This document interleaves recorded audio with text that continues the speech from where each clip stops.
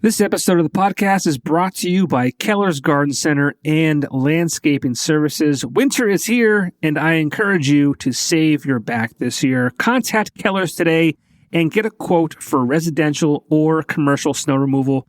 And also, it is never too early to start thinking about spring. COVID has put a delay on so many things. Do not delay in getting yourself set up with one of the best in the business when it comes to getting your yard looking its best. Visit Keller's at their location on Kern Street in Exeter, Pennsylvania, just down the street from Blue Ribbon Dairy, or head over to their social media pages for more information. Welcome to the Popko Project Podcast, a platform for the discussion and discovery of arts and entertainment. We focus on highlighting people and events that add value to the world around us. Visit us on all social media platforms by searching the Popko Project, or visit our website at thepopkoproject.com. Welcome to the show, and thank you so much for listening.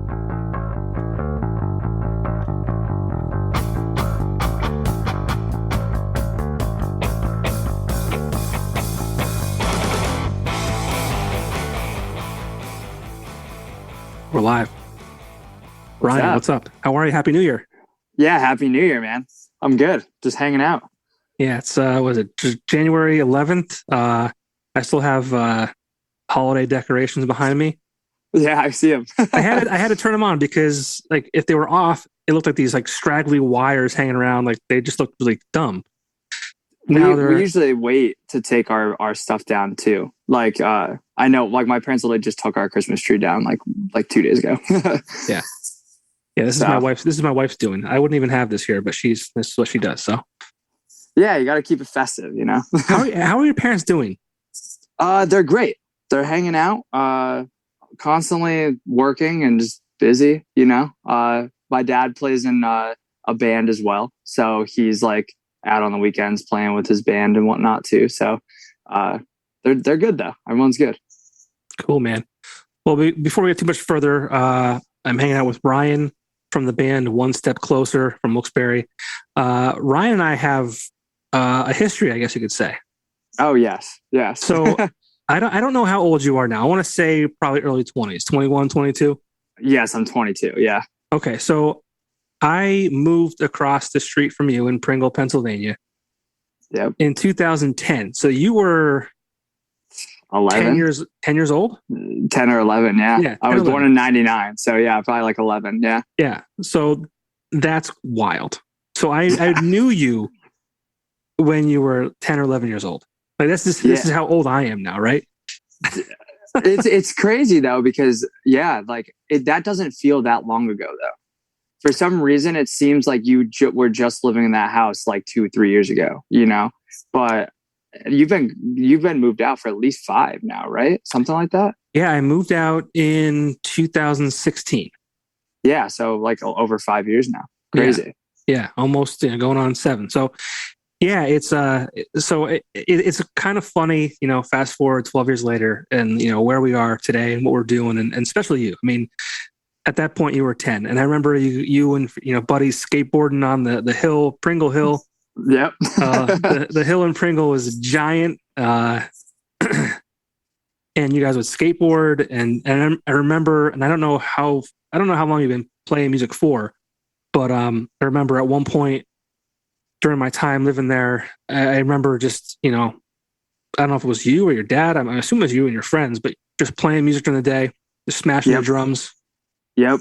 Yeah, So my dad, it was definitely me and probably my friends as well. But yeah, I got a drum set when I was like 13 or 14. And it was literally like right like downstairs, you know, like in the one room. And yeah, I would play it every day. Like that's when I was like just starting to learn how to play drums. Because before that I was playing guitar. I've been playing guitar since I was like 8 because of my dad. So like that's when I always like wanted to play drums really bad. So like he bought me a drum set finally. So yeah, but yeah, and we were just skateboarding every day down the hill and like up in that area. I had that little curb waxed up the street on the corner there. So I would just skate up there and just like skate the curb and stuff all the time.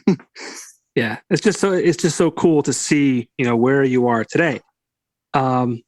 You know, that little kid in the basement playing the drums and guitar and all that kind of stuff, and now you are touring the world. Yeah. I mean, it is crazy. It's crazy, like putting it into that perspective, honestly. Right? Because I was thinking about it. Because I haven't seen you since I moved from Pringle 5 or 6 years ago. And then you walk in the doors of Axelrad maybe 2 months ago? And I'm like, holy shit. Yeah. He's all grown up. Dude, I know. And it's crazy because like it's now like I see you 10 years later and now you're doing this podcast too about music stuff, and it just kind of all like it all comes we came back to each other, I guess, you know what I mean? In a weird way. It's cool. So yeah, it's funny because I was at the radio station when I was living in Pringle. Well, the Weekender and the radio station. So I was always like involved with music. And then in 2017, I was already gone. And I don't know when you guys started One Step Closer. We'll get into that. But I started a radio show that I played local music for, 3.5 years or so. And I never came across One Step Closer. And I'll admit that hardcore is not my go-to. I have to be in a specific mood. And it has to be like melodic, which your band tends to be. Yeah. It's not my go-to. So like I'm excited to talk to you about the band and how it all started and all that kind of stuff. But yeah, back to you're saying like it all kind of started in one place and then kind of came together again. It's interesting. Yeah. No, yeah, it really it is. It's just we never really like. I feel like we never really targeted like the radio as like a way to like kind of put our music out there for some reason either, which is like I think that's also like why like it kind of never popped up, you know what I mean? Just because like the way like hardcore bands work and like stuff like that, it's like mainly just like at the time when in like 2017 like Bandcamp was like the big thing for like hardcore for some reason, and now it's like everyone's immediately on Spotify and like stuff like that. Like that's like it's kind of turned into like streaming only really. But yeah. Well, cool. I did my best to kind of try and find new bands and it was never like, I never focused on a genre. So like I was trying to find, hardcore bands or even rap artists or country and kind of highlight the local scene. And I never came across it. And I just hardcore was never on my radar, I guess you could say. Like that much. But I mean, when did One Step Closer, officially start? I mean, have you guys been together for a long time? And I know you put out some music within the last year or so, but how did it all start? We were, I think 2016, it started. We had our first practice, like literally January 1st, 2016. And then we put out like 2 demos and they were bad. And then, we finally like kind of got our stuff together and like put out this EP that was just like a self-titled like EP. And then that's kind of when we got it like a little bit more like traction, I guess. And then we started playing a lot more locally. And then we put out From Me to You, which was in 2019 on Triple B Records. And that's when we kind of like really kind of started like doing a lot more and started touring a bunch and, playing all the time. And then in September, we just put out our first LP on Run for Cover Records called This Place You Know. So that was like our big step into like, actually like signing to like a real label and like, you know what I mean? Like kind of, that was like the big step forward that like we've always kind of wanted to take. And and now we're just like pretty much have like tours lined up all throughout the year, like for the rest of this year and like even like into next year, so. Yeah, it's a good thing you're young. So you just got back from Florida a couple of days ago. Yes. I think you have a tour lined up end of this month or so, like in Germany and the UK and. Yes. Yeah. So that's unfortunately getting rescheduled now to the fall.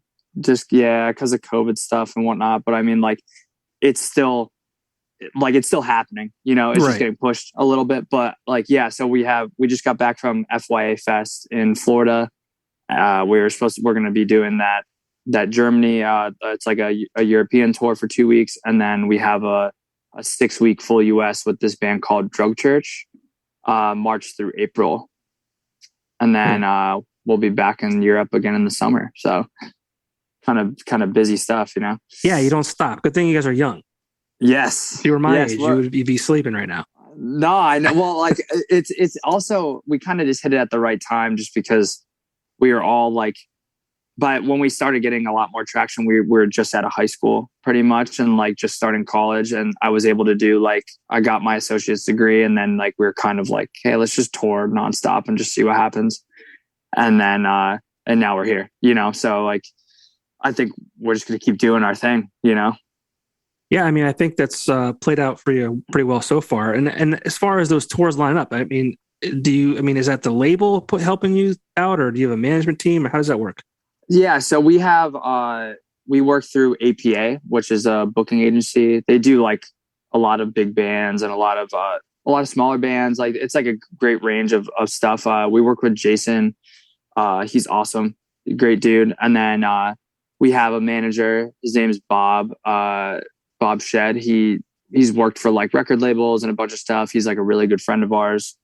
And then the record label, like Run for Cover, doesn't really, like, you know, they don't really help with the tour stuff per se, but they do a lot of other stuff, mainly just like, you know, record like layout, timeline of stuff like that, and then like always pushing back and forth ideas of like different things that we could be doing, and you know, like but yeah, I mean, it's mainly like our agent who gets us the tours and stuff like that. What are the benefits of being on a label? I mean, you talk about marketing and things like that, but you know, signing to a label back in the day, you know, meant distribution of CDs, and you know, even before that, cassettes and all that kind of stuff. How does that play as a part of what you guys are doing in a world where, you know, streaming is, you know, probably what people go to the most? I think, you know, obviously vinyl has kind of made a little bit of a comeback. I'm not sure if you're into that avenue or not, but I mean, being signed to this label, what does that do for you? I mean, vinyl is huge right now, especially in hardcore. It's kind of always been a big thing. But yeah, they've pressed, like, we're on our second, almost third. I think the second pressing is about to sell. Like, we're on like our third pressing of the vinyl for the new record. And like, where'd you go? They help with, you know, all that distributing, and like, it's pretty much like everywhere. It's in a lot more like, you know, bigger record stores and like mainstream places that you can find it. And then, you know, it helps being like doing music videos and like doing all that kind of stuff. Like, they will pay for like all that kind of stuff. And like for instance, we also like had to like rent a van on the West Coast last month for our tour. And, like, we just didn't have any extra room on like anyone's credit card, because we're all young and we don't really have credit cards or anything like that. So they just put it on a card for us until like we got back. And it's just like, they do a lot of little things to help. And they also just like, we have like a PR team and just like people who are constantly pushing us onto different magazines and different, like all these different places. And like, you know, it's really just like, they help push our band to a new audience. And that's like a huge thing, you know. Even like those Spotify playlists are a big thing. Sure. And like their whole team is like constantly pushing for our songs to be on these big Spotify playlists and stuff like that. And like, we've landed on a few already, you know, just because of that. So, and if we weren't on Run for Cover, I don't think we'd be on a single one. So it just kind of like, it helps, you know. It's definitely like that signing, and then the release of this record has just put us like at a bigger level, and just like a much, like, in front of a much bigger audience for sure. Yeah, and I feel like the hardcore scene has like this almost like a cult following. It's such a weird, it's a scene that I don't know a lot about. So if I ask questions, it's not because I'm stupid. I guess it's more because I'm ignorant. No, yeah, and I think that's perfectly fine. I'm stoked that you're asking questions. It's nice to be talking to someone who kind of doesn't really know as much, instead of talking to someone because usually we're always talking to people that just know everything. You know what I mean? It's cool to be like on like a different playing field. You know what I mean? Yeah. So I mean, like the hardcore scene, just feel like it's like a lot of DIY. It's just like this cult following. It's just everyone's like loyal and like they almost like, if you have a show in the basement of a church, because I think a lot of these underground hardcore scenes kind of almost live in those places to an extent. Like they're there no matter what. Like cancel the plans, they're going to be there. They're going to have their shirts off. They're going to be, screaming right back at you when we're screaming at them. It's just like a wild, like this world that I'm not familiar with because I just never have been involved in it.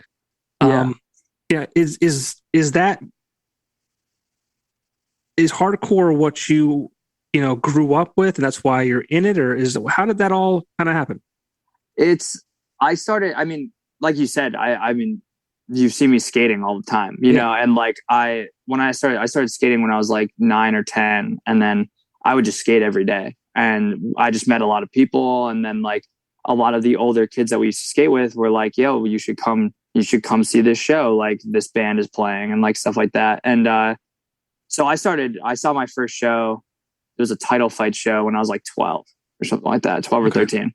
And ever since then, I've just been kind of like hooked. You know what I mean? I was like, whoa, this is so crazy. But like, I've been into bands like Green Day and Blink-182 and like more like the punky, like pop punk stuff. Like since I was like 7, 8 years old, just because my dad, kind of put me onto all this like classic rock and like early 2000s kind of stuff when I was very young. So I've been always super into like that kind of stuff. And then moving forward, it just progressed where I got involved in the hardcore scene. And then I was like, I want to start a band, and it just kind of more so, moved through there and just kind of kept going. And now, we're on this label and we're still playing small shows and still playing DIY stuff always. And I hope we continue to do that for as long as we can, but I think that's another perk of the label too, is that like, we're also kind of expanding outside of that,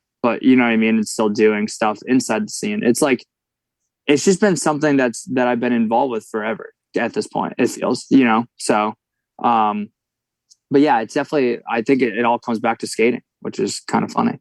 Yeah. I guess that's like part of it all, right? Yeah, it is. It's like skateboarding and hardcore music just go hand in hand for some reason. Well, it's funny because Axelrad was kind of built on like this, skater lifestyle, BMX bike riding, tattoo culture, punk rock attitude. And there's times when I'm working there, I kind of feel out of place because like I'm not any of those things. I can't ride a skateboard. I used to ride bikes occasionally, but not to the extent that a lot of these, people who work there do it.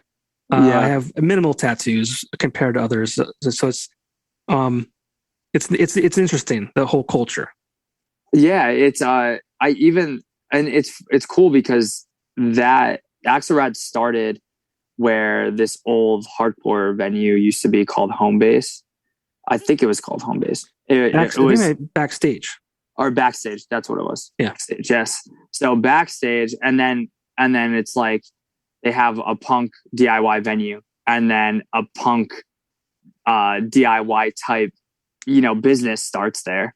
And it's like, it's just cool because like it's ran by people and they still treat it like kind of similar, like where they kind of have this like punky mentality when it comes to Axelrad, which is like, it's awesome. At least I love it, Oh, 100%. It's I love it there. It's, I went from working in a corporate kind of setting where, your GM wants to have a meeting every morning at 8:30 just to say the same thing he said to you the day before. I don't know if it's just wants to hear himself talk or whatever it is, but to like, just this atmosphere of like, we have a job to do and we're going to do it. And everyone does it. So it's pretty neat. So yeah, it was awesome seeing you walk in the door. Yeah. I mean, like, it's funny that you say you feel like you like don't fit in or something like that, because I look at Tony and I'm like, damn, Tony doesn't have a single tattoo either. And like, he plays tennis and is like, like coaching the tennis team. And I'm like, this dude's the furthest from a punk, but like, I love him. He's the best. He's like the whitest white guy, Exactly. Yeah. It's so funny. But and then he's like surrounded by all these people, like you said, with like tattoos and just like have this like punky kind of attitude and like all ride BMX and stuff. It's awesome though. Yeah, I love that. Yeah. You mentioned playing, guitar and the drums. You're, for those who don't know, you are the lead singer for One Step Closer. I mean, how did that kind of all come about? So the first like 2 bands I ever played in, I was like 14, 15. And I played guitar in those just because, I started playing guitar really young. That's all I really knew how to do. And then when I was like 16, I was like, I just want to sing in a band and just like I don't know. I just like watching like all these crazy hardcore videos and like the way like the singers were just like, people were just kind of going nuts. And he was just like, people were giving the mic to people and it just like seemed really cool. And I was just like, I want to do that. So I started singing for this band. And this is the only band other than like a small, like kind of like pre One Step Closer thing that I like started singing in, but it lasted like maybe like 6 months at max. It wasn't even really like a real band, but yeah. So this is my first like band that I sing in, really. That's cool. So it just kind of that's what I want to do. I'm going to go sing.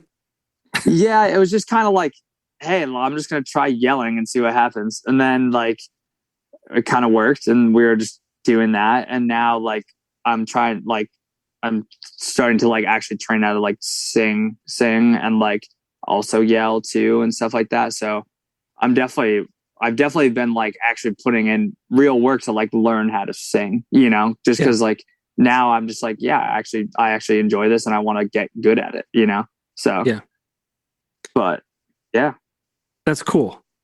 And I mean, you guys are playing shows like almost night after night. I mean, is that like, how do you recover from the screaming? Dude, it's rough. I mean, like I've kind of developed a way to figure out how to like maintain my voice and keep it good. I just do like vocal warm-ups before every show for like 15, 20 minutes. And then like downtime, I'll try to drink tea like after the set, or I'll just drink a shit ton of water afterwards, just because it helps just keeping it good, and honestly, like every tour I've done since I started doing that stuff, like I've survived and haven't had any like vocal blowouts or, I haven't like damaged my vocal cords or anything like that. So far so good, It's good. Yeah. Yeah. It definitely takes a toll on your voice though. And it does suck. And it really does. Like, thankfully I kind of learned how to do it. You're supposed to sing from your stomach, like your diaphragm. And I kind of learned how to do that pretty early on because I noticed how much I was shredding my vocal cords, so I was like, I can't keep doing this if I don't fix the way I sing. So, doing those things, it just kind of saved me for sure. And I think it's also like one of those things where the more you do it, you just build up, your muscles and stuff like that. And you just kind of get through it. Sure. And not only the vocals, but like, I mean, this is a high energy show you're putting on. You're not standing there in one place just singing. You're all over the place, jumping around. It's nuts. Like, yeah, I mean, I think also, thankfully I'm in pretty good shape. So it's just kind of like, I think personally, like if you're not in great shape and you're singing and trying to do all that, like, I can't even imagine. Cause like that shit probably sucks to try to like, to try to do it, because like being in like decent shape and just like having a good hold on like your breathing techniques and stuff like that. Like if you don't have that, you're just kind of like, you're going to be running out of breath all the time and stuff like that. You know what I mean? So, but yeah. Yeah, that's good stuff. Now you're still young. You're 22 years old. Yes. Growing up in Pringle, Pennsylvania, like skateboard and all that kind of shit. Did you ever think to yourself, like, you would be touring the country and the world? And like what is all this like? I mean, again, you're a young kid. You've probably seen more of the world than, definitely than me, and people who are much older than me. Like it's wild to think about that you're this young and you're doing all this traveling, you're seeing different cities and you're doing what you love. Like, did you ever think that this would be your life right now? No, honestly, I never, I always wanted it to be, you know, even as a kid, just my dad's been in bands and stuff like growing up, and, you know, has been playing shows, and I've been, you know, seeing him play for a really long time. So I think I've always wanted to do something like that. It's funny because I found a Facebook status that I posted when I was like 12 or 13. I was like, it was literally just like, who wants to start a band? You know what I mean? And like, I look back at that and I look at it now, and it's just kind of crazy to see how far, you know, me and my friends have came with this. And I think it's now at the point where it's just like all I've ever wanted, and I don't ever want it to not be doing it now, sure. You know? So, but yeah, I'm super grateful for everything and all the opportunities we've had so far. And I can't wait to see what we continue to do, you know? Yeah. And as far as, you know, obviously I hate talking about it, but I mean, it's part of our lives. We're still in a worldwide pandemic. Yeah. You know, that could have easily derailed, and it has derailed a lot of, you know, young bands. You know, what kind of kept you guys pushing through all of that and kind of persevering and coming out on the other side? I know these few dates coming up got pushed back, but I mean, you're still doing, you know, shows, you're still doing dates. What has the past 2 years looked like for you guys? It was kind of like we were already working on writing a record like right before the pandemic happened. We were on tour in Europe with a band called Turnstile, like right before the pandemic happened. And we were over there when like they announced the travel ban and all that stuff. So it was just kind of like a very crazy, like we literally played shows up until the last minute that we could play shows. And then it was just kind of nothing. So our plan was kind of like just stay as busy as possible, keep people as interested as possible, and, you know, do as much stuff as we can. So we got home, finished writing the record, demoed the entire thing, then started recording. And then we're doing some live streams and stuff, like, because that kind of became a popular thing where like bands were doing live streams and stuff.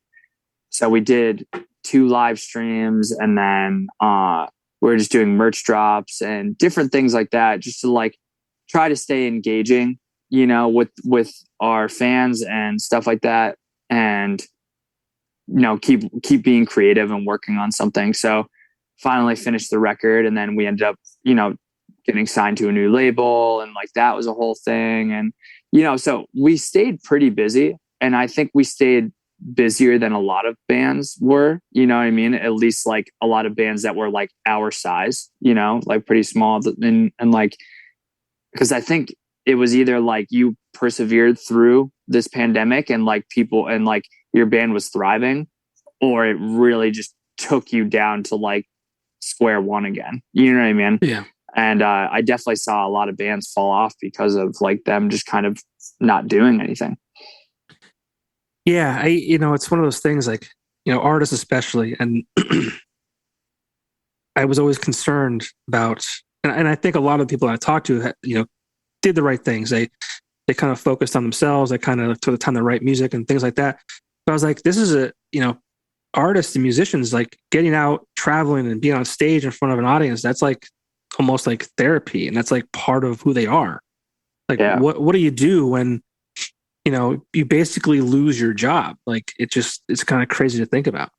Yeah, it was definitely a very depressing time for sure. And like, I think the record definitely kind of reflected that a lot, just because like we had so much stuff lined up for that year. And like, like that was like our first true year of like, hey, we're just going to tour nonstop and like very much like just go for it full-fledged, you know? And we had literally tours pretty much booked up for the rest of the year. And then just to kind of have it all taken away, you know, and it was a rough time. But like, yeah, I think, you know, playing shows and touring is like kind of therapeutic in a weird way. And then sometimes it's stressful, you know, obviously, but just like any job would be, or like anything you're doing that you love, you know. But yeah, it was definitely weird to like have that moment of like, am I ever going to play a show ever again kind of thing, you know?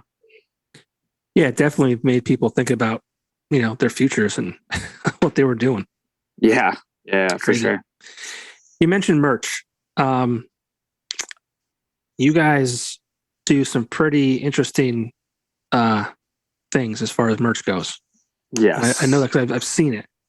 It's not just here's a t-shirt with your name on it. How important is it to you guys to like really get creative as far as whether it's the color and style of the garments, to the design, to the placements on, like, where does all that come from?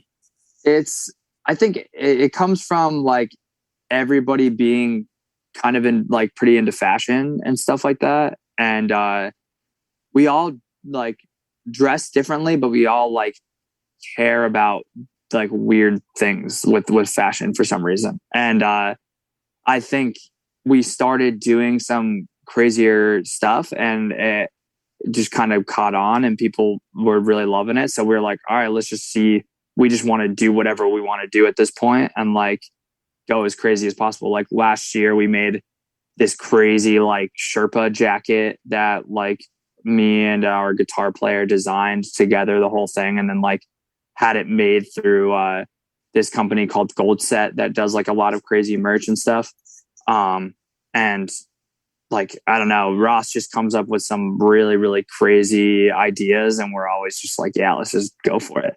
It kind of adds to like the style of the band and like just like our personality, and I think it also just makes things more interesting when people are like looking at our merch table and stuff like that. And now it's just, we're kind of just like known for that, like just having kind of some crazy merch.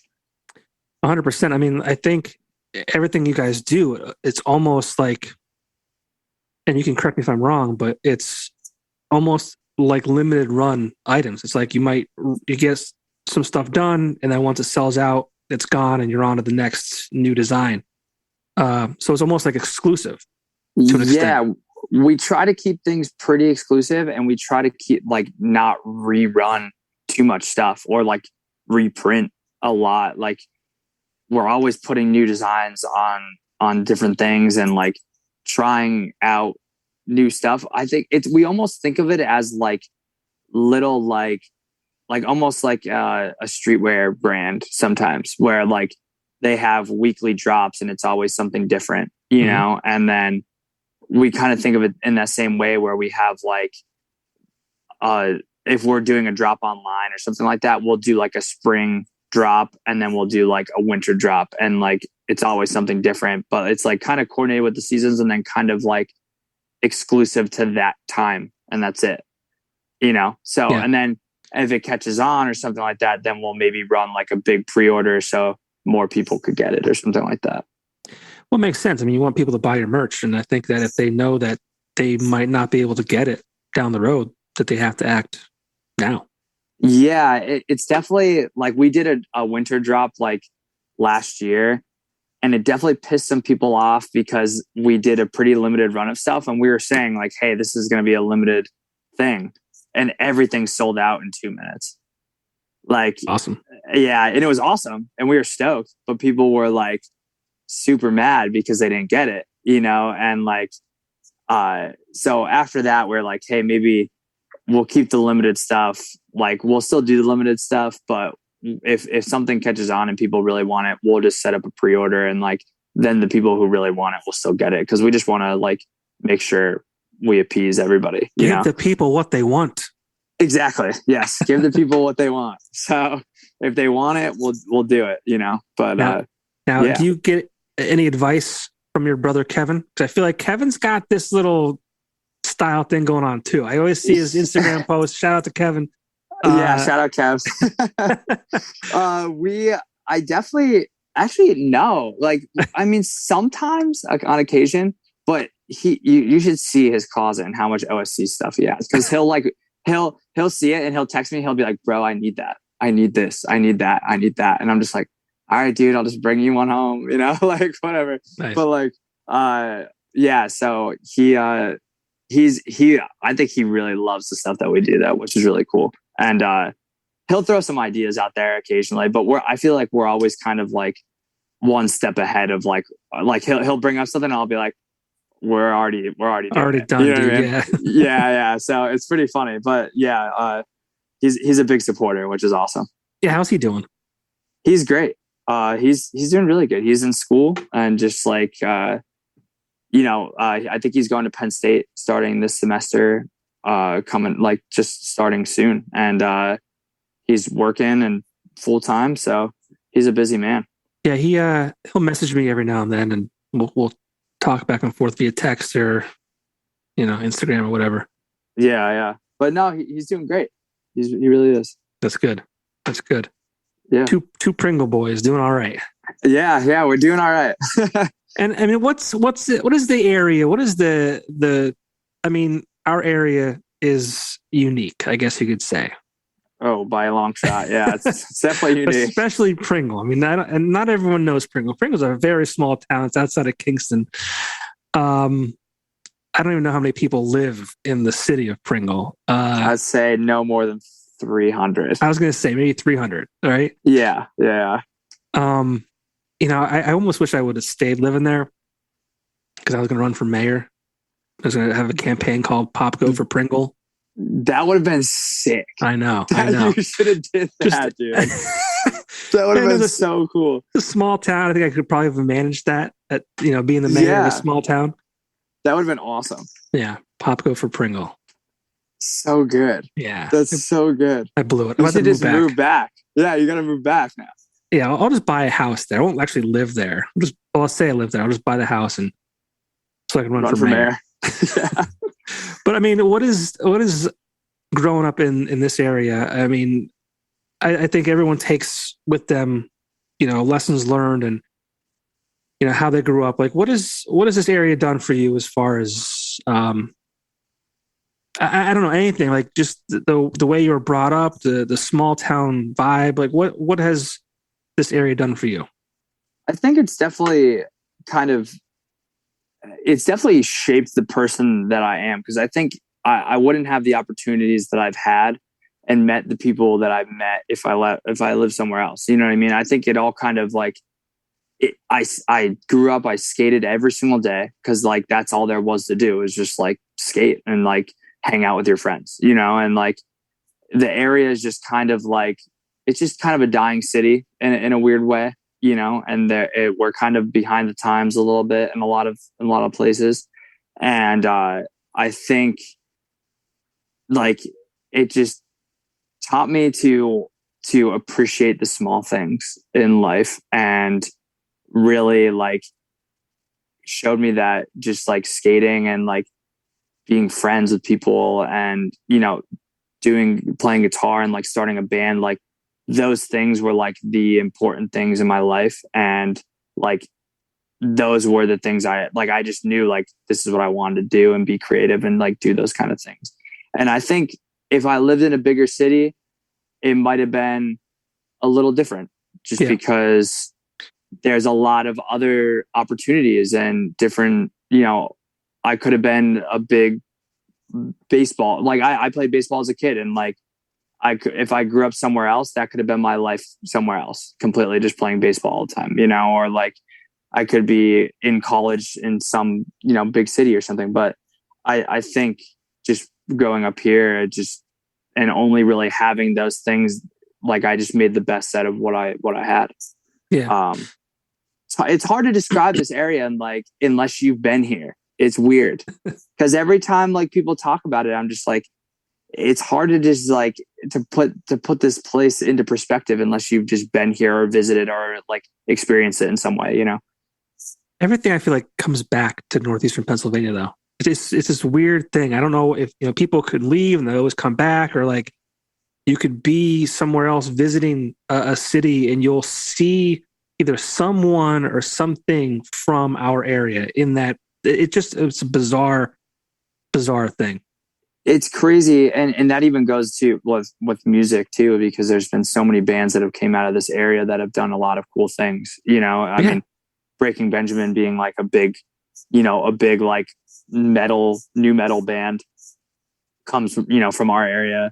bands like Title Fight and Tiger's Jaw, the Menzingers, like, you know, like they've all made a name for themselves out of, you know, this area. And it's just kind of crazy because it's not just like that with music. There's a lot of like little things like you're kind of saying that all kind of tie back to our area in some way or form, you know. It's just even the Poconos, everybody knows the goddamn Poconos for some reason, you know, and like why? I don't know, but like people just do. Yeah. And I do agree with you with that. What I think is nice about this area is like, it's not too big to, you know, make something for yourself. And I say that meaning like, you know, if you go to a big city like New York City, like you're a small fish in a big pond, right? Yes. And this area at least gives you enough, like where you can, how do I say it? Like, it's just small enough that you can kind of stand out, I guess you could say. Like, yeah, you know, and I'll just use myself as an example, and I don't want to do this, but it's just easier for me to do. You know, I had no business having a radio show. I had no business being on the radio, but I was. And I don't think, you know, if I went to New York City and said, I want to be on the radio, they laughed me out of the building. You know what I'm saying? Like, I had opportunities here, you know, based on, you know, people I met, and you know, it goes back to what you were saying about, you know, skating and meeting people and making friends where you did. You know, you just have an opportunity to, it's not too big. It's small enough where you can, you know, meet the right people, do the right things, and make a name for yourself, whether it's, you know, a huge name or a Breaking Benjamin or not. It's just, it's a good place to have good opportunities.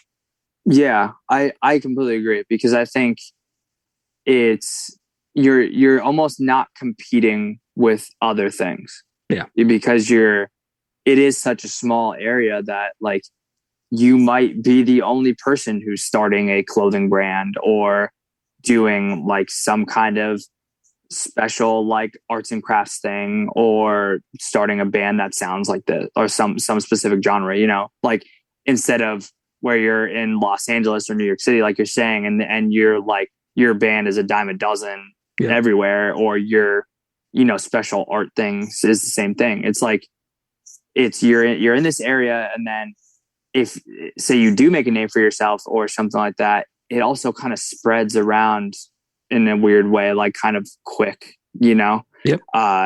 And also kind of branches out into all these different places, especially because like Wilkes-Barre hardcore scene for like is a very like well-known thing for some reason, you know? And I think it's just because of all the bands that have came out of here that have been popular and stuff like that. So as soon as like we started to kind of gain traction, it was just kind of like, oh, they're a Wilkes-Barre band. And like, everyone's like, oh, that's sick. You know? So it's like, it's pretty interesting how it all works here. Well, I mean, this is probably before my time, or it was during my time, but I lived in the country at the time. So I wasn't exposed to it, but well before your time, like there were a lot of bands that came through Wilkes-Barre. Was it Home Base? And then there was Metro, Cafe Metro. Metro. Yeah. It just like names that's, you know now as like almost not household names, like Newfound Glory and things like that. Yeah. Like, holy shit, they played this whole in the wall place in Wilkes-Barre. It doesn't even exist these days. Yeah. It's just definitely, it's an interesting town. Our friend, Matt, do you know Matt Wren, right? Yeah. Yeah. So our friend Matt Wren, he has like this whole scrap booklet of like old show flyers. And we were looking through them one day, and like My Chemical Romance played like the Metro in like 2002. Crazy. And like, yeah, in a small, like probably 150 cap spot, you know what I mean? And like, Silverstein playing in like 2001 before they were like a big known band, or like, yeah, like you said, Newfound Glory totally played, you know, so many. And it's like, it's crazy because like you wouldn't expect bands to come through here like that. But even there's a lot of bands that even come through to Montage that are like big, you know, like massive bands, you know, like coming to Montage. And like, you wouldn't think that they would stop here, but they do, because they're so close to Philly that it's like, why not just play Philly? But like a lot of bands do end up stopping through here, which is pretty interesting. Yeah, it's definitely it's an obtainable area, so it's cool. It's I like, and it's I don't like the fast moving things. I guess I'm more of a slow moving guy. Yeah. I don't like New York City. I don't like the hustle and bustle. It just not for me. So. I love that kind of stuff. I'm the opposite. I love it. Yeah, I love it. Yeah, I don't know. It's just too much. Too many moving pieces for me. For sure. But, well, one more question before I let you go. I know I think you have a show tomorrow, but as far as your music goes, what is your music about? I mean, do you talk about these? Do you write about things you're going through? Do you talk about things that are going on in the world? What's the primary component of what you're writing about? I think usually lyrically, it's kind of like I always try to base it like a time and place kind of thing, because I think it's important for a record when like I said, that this whole past record was written kind of through the pandemic and kind of through like a weird time. So it's a lot of like pretty personal, just like issues that I was going through, and issues, like about with the pandemic and stuff like that. And it's a way for me to be self-expressing. So I think that I put a lot of my own thoughts and feelings into it. So it's kind of more based around that and less around like, worldwide issues. I know like the one song on the record called Pringle Street, which is funny. But that song's a pandemic song just because like I was just stuck home for so long, and but the rest of the record is a lot of definitely kind of more sad, melancholy type lyrics, just because that's how I was feeling at that time and place, Sure. So I always try to keep it pretty true to myself, and be as open and expressive as possible. That's cool. I think people connect with that kind of stuff easier, 100%. When they could relate to it. It's genuine. It's relatable 100%. Yeah. So yeah, that's kind of how I go about it. Cool, man. Well, best of luck with the U.S. dates. I hope they don't get pushed back on you. I hope so. Yeah, I hope so too. I hope not. Fingers crossed. I feel like we're going to, obviously we just had the holidays, and I think, things got a little hairy around that. But I think in the next few weeks, hopefully the cases kind of subside and we can go back to what we were going towards.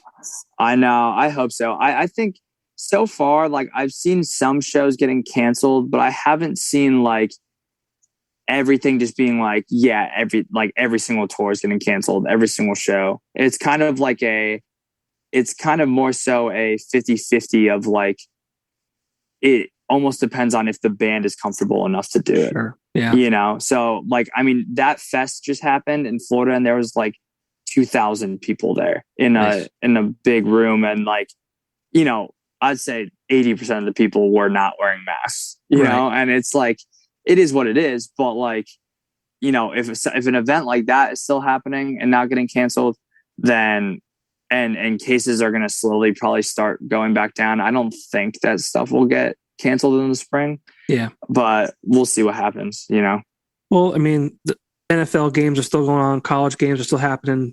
How many thousands of people are in those stadiums? So, I mean, we can't lock down again. I'm pretty confident in that, but we'll see what happens.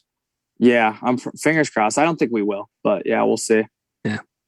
Well, best of luck with all those dates. Where can people find you online? We're pretty much everywhere. Any streaming platform where you could find our music, YouTube, Bandcamp even too. But like, yeah, any streaming platform, and pretty much anywhere on Google too. Cool. One step closer. It was good talking to you, man. I still can't get over the fact that I knew you when you were 10 or 11 years old. And you were this quiet kid. I mean, not that like I was ever outside going, yo, man, what's going on? Well, let's talk. Like, but your brother was a little more, I guess, social than you were at that point. I mean, again, young kid. You shouldn't be talking to a 20, 7-year-old. That'd be weird. Yeah, no, I think I definitely when I was younger, I was definitely a little like more timid with like adults and stuff like that because I was a little kid. Yeah, exactly. But it is crazy. It all came full circle in a cool way. So yeah. Well, tell your mom and dad I said hi. Tell your brother I said hi. And for sure. I mean, like I said, hardcore is not my thing, but I like your stuff. I'm not saying that just because you're in front of me. I like Boy Sets Fire, which I kind of compare you guys to an extent. Cool. So, yeah, as long as there's like a melodic, tone to it, and I like that kind of stuff. So hopefully, I'll get out to a show if you're ever playing around here. Yeah, dude. I mean, we've been kind of seldomly playing like locally, like just because like we want like the hometown shows to be special now. Sure. Now that we're like touring all the time, stuff like that. But I'm sure it'll probably be like a once a year kind of thing. So like maybe like later this year we'll play like a home show. Cool. But yeah, it'll be cool. So let me know for sure. For sure, yeah. All right, man. Thanks again so much. I appreciate your time and best of luck on the road and on the future shows. Hell yeah. Thank you, man. Appreciate it. Thanks. Yep. See ya. Peace.